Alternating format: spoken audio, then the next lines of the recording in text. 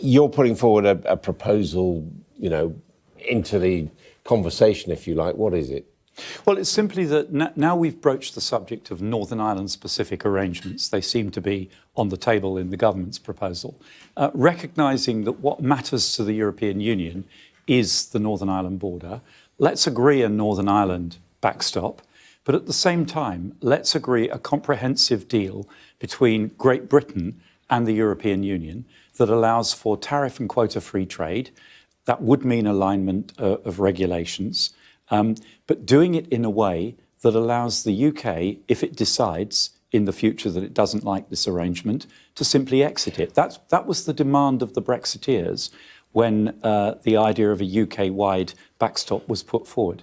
But you say we could exit it, but so long as we're in it, we would be the vassal state, we would be the rule taker without a seat at the table, wouldn't we, in terms of both the single market and indeed the customs union? Well, we would have aligned regulation in manufactured goods and agri-foods. But frankly, would we be in the customs union? Well, we'd be in a common customs area formed and between the market? UK's customs area and the European Union. We wouldn't be in the single market, but we would agree alignment of regulations on manufactured goods and agri-foods.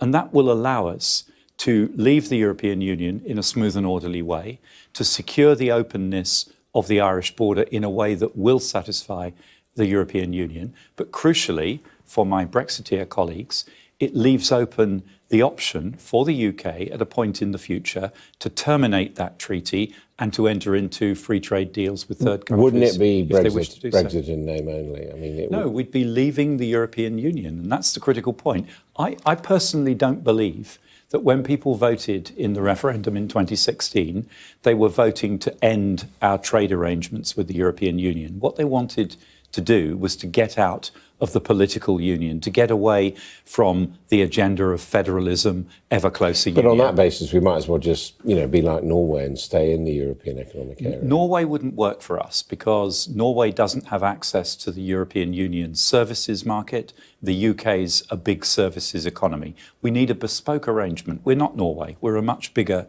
economy. We need a bespoke arrangement that can be agreed very quickly, I think, between the UK in respect of GB and the European Union. What this would do is restrict our ability to do free trade with the rest of the world, which, of course, the Brexiteers say is the great pot of gold at the end of the rainbow. And that's the myth that we've allowed to distort this argument. We can solve the problems that we have with the EU over the Irish border by having a common customs area. But if we do that, we can't make tariff-free trade deals with third countries. Well, that's true, isn't it? But all the analysis shows that those tariff-free trade deals, even if they could be done, would contribute only a tiny amount to our GDP, between 0.2 and 0.6%. With America, our biggest single trading partner, for example. With America, Canada, Australia, New Zealand, Japan, China, all the rest, all the analysis shows somewhere between 0.2 and 0.6% addition to GDP.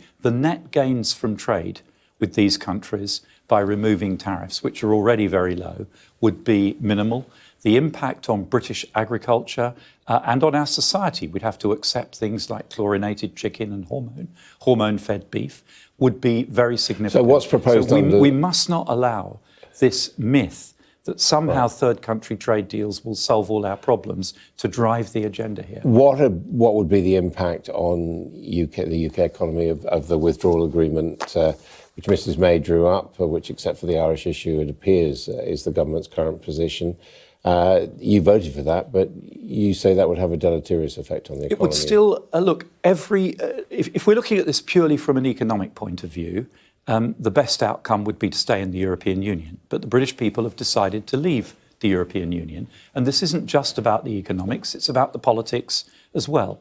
It's now about finding a deal which can mend our broken society, our polarised society, and allow us to continue trading with the European Union in a way that protects our jobs and our prosperity. But how do you get this onto the agenda? But does take us out of the EU. I mean, the present government are not going to accept these ideas, are they? Well, look, these are ideas to put into the pot. I think what's really important right now, at a point where it looks as though the government's proposal is going nowhere, where we are asking the European Union for an extension, it's very important to demonstrate that the well of ideas has not run dry, that there are other ideas for a deal. There are people in Parliament talking about reviving the Theresa May package and adding things to it. It's very important that we demonstrate that there are ideas for moving forward. Well, except how, it's the government that's doing the negotiations. It's the government that's saying we're going to leave do or die at the end of October. And, it's all very interesting. Some people say, why didn't you come up with this when you were Chancellor? But I mean, just how practically do you feed this into the system? Well, I've put it out there today. I hope that the government, even at this late stage, will look at amending the deal that it has put on the table to try and keep these negotiations going through the extension period that I'm confident we will be granted before the 31st. Because, what you're saying is that as far as the Irish backstop's concerned, you accept it for Northern Ireland, and that means there's no need for a border either between the Irish Republic and Northern Ireland or across the Irish Sea. Is that right? But only if we do a simultaneous GB-EU deal. Otherwise, we're going to have a hard border between GB and Northern Ireland. If we don't have tariff-free trade between Britain and the EU, so we've got to do both. Then goods going from Britain to Northern Ireland would be subject to tariffs. And do you have any reason to suppose that the European Union would be interested in these proposals? Because we know John Bercow's been speaking. Yes, I think they would, because the European Union has always been clear that its non-negotiable red line is that the Irish border must be kept open. It would prefer to have a trade deal with Great Britain as well as Northern Ireland, but if we chose to leave that deal in the future, I think the Europeans would regret it, but they would accept it. The practicalities appear to be this is going to end up in a showdown in Parliament with the government not putting forward your ideas. So what do you do then? What do you do if Boris Johnson says, failed to reach agreement with the European Union, I'm going to honour the vote in 2016 and I'm going to aim to take Britain out of the European Union without an agreement? What do you do then? Well, first of all, the vote in 2016 did not give a mandate for leaving with no deal. That was not what was proposed by the Leave campaign in 2016, and it has no legitimacy. But Parliament, which is sovereign in our democracy, has legislated to prevent a no-deal exit on the 31st of October. And I'm confident that the Prime Minister will abide by his obligations under the Benn Act. He'll seek an extension from the European Union. That extension will then be granted. So the challenge for all of us is how we're then going to use the next 3 months constructively that's not what to get a deal. That's not what they're saying in Downing Street. They're saying they have got a way to get out by the end of October. I don't care what they're saying in Downing Street. This is bravado. There is no way around the Benn Act.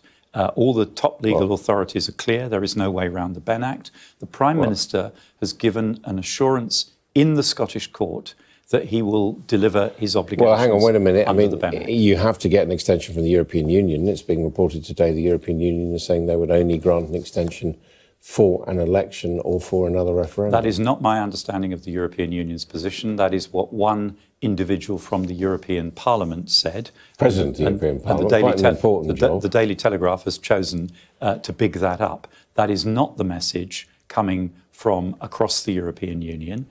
They are prepared to engage with the UK and give us more time to resolve Have you discussed these ideas with anyone in the present Cabinet? Is there any support for them there?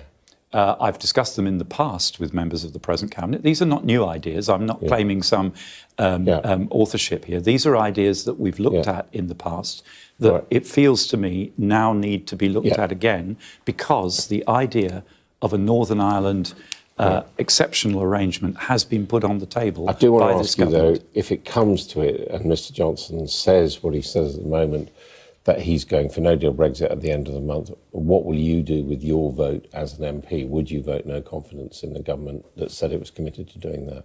So I don't think this is a parliamentary issue. This is a legal issue. If Boris Johnson does not comply with his obligations under the Benn Act, there will be action in the courts to force the government to comply. But you know there are active discussions with the so-called Rebel Alliance. What I'm saying is, would you support them in that circumstance? No, I don't support the idea of trying to bring down the government. I'm not in the business of bringing down the government. I simply want the government to listen to what Parliament is saying, that we have to find a way forward here, and what the government's put on the table isn't going to deliver that. And your own future, when that general election comes, will you be a candidate?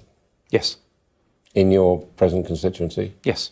As an independent, if necessary? Well, if the Conservative whip is not restored, then I would be forced to stand as an independent. But I very much hope that that won't be the case. I've been a member of the Conservative Party for 45 years. It's always been a very broad church. Many members of the current government voted consistently against the whip and against the government position during the period that I was Chancellor of the Exchequer. We didn't try and throw them out of the party. We tried to accommodate their concerns.